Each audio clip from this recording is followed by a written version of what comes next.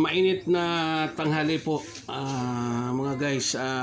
Nandito po tayo ngayon sa may Sitio Tris, Barangay Antipolo Old Nabua, Camarines Sur. Nandito tayo ngayon sa may gilid ng ilog, kung saan ay mayroon tayo ditong training ng rescue and retrieval operation. So tamang-tama po, mainit, sarap maligo. So nandito na po yung mga kawani ng RRMO dito sa bayan ng Nabua at mga iba pong mga bakasyonista ang galing sa ating pamahalaan. So kandak po sila ng actual rescue and retrieval operation dito po sa may ilog dito, sakop po ng Antipolo Old Nabua. So kung makita natin, naglalatag sila ng lubid. Marami tayo ditong mga audience rin.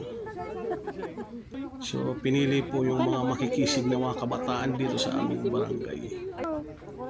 So ayan, malalim po ang ilog na yan. Diyan po sa parting yan, malalim.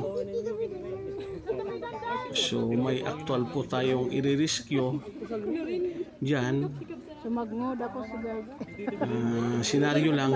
Isang senaryo na i-rescue. Tingnan natin kung makumpleto ng mga kabataan dito sa may barangay namin.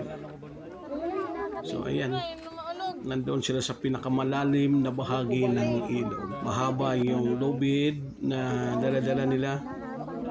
So siguro dadalhin yun sa kabila. Malayo kasi ako nandito na ako sa may siguro mga 5 meters. So ayun, ilinangoy na yung ilog. Ilinangoy na yung lubid papunta doon sa kabila. Sa kabila po niyan ay ang Francia, Iriga City na po ang kabila ng ilog na yan. Dito sa kabila, Nabua, Camarines Sur. Sakop pa rin ng Camarines Sur. So guys, talagang napakainit. Thank you for watching Yeno TV.